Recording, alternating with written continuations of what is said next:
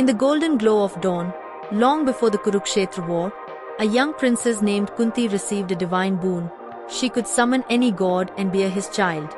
Curious and naive, she called upon Surya, the radiant sun god.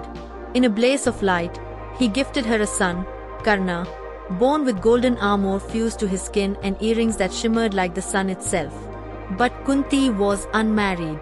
Terrified of shame and scandal, she placed the infant in a basket and set him afloat on the river.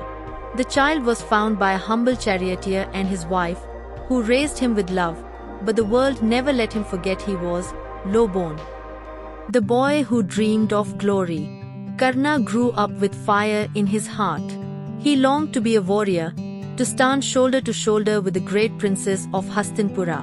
But every time he tried, society reminded him, "You are not one of them." At the royal tournament, Karna stunned the crowd by matching Arjuna, the finest archer of the Pandavas. But when he stepped forward to challenge him, the gatekeeper sneered, "You are a charioteer's son. You cannot duel a prince." Just then, Duryodhan, the ambitious Kaurva prince, saw an opportunity. He crowned Karna the king of Anga, giving him status, friendship, and loyalty. From that moment, Karna pledged his life to Duryodhan, his only true ally. The curse and the choices. Karna sought mastery in weapons. He trained under Parshuram, pretending to be a Brahman. But when Parshuram discovered the lie, he cursed Karna, "In your moment of greatest need, your knowledge will fail you." Another curse came when Karna accidentally killed a cow.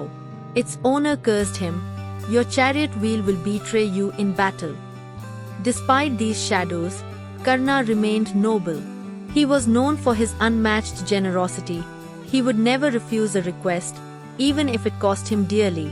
Karna was known for his Dan Virta, his unmatched generosity. One day, Indra, Arjuna's father, disguised himself as a Brahman and asked for Karna's divine armor and earrings. Karna knew the truth, but he gave them anyway, slicing them from his own body. Indra, moved, gave him a powerful weapon, the Vasvi Shakti, but it could be used only once. The truth revealed. On the eve of war, Kunti met Karna. She told him the truth, "You are my son. You are the eldest Pandav." Karna's world shattered, but he stood firm. "I cannot betray Duryodhan. He gave me honor when the world gave me shame."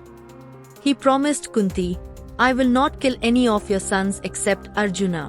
You will still have 5 sons, either him or me." In the battlefield of Kurukshetra, Karna fought like the sun itself, blazing, relentless. He wounded Arjuna, matched him blow for blow. But fate intervened. His chariot wheel sunk into the mud. He stepped down to fix it.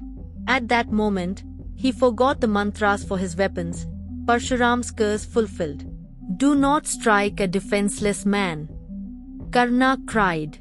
But Krishna urged Arjuna, "This is war. Mercy has no place here." Arjuna released his arrow. Karna fell, his body broken, but his honor intact. Legacy of light. Karna died not as a villain, but as a tragic hero, a man of loyalty, generosity, and silent suffering. He was the sunborn prince who never got his sunri say. And when the war ended, the Pandavas mourned him more than any other. For they had lost not just a rival, but a brother they never truly knew. If you want more stories, subscribe.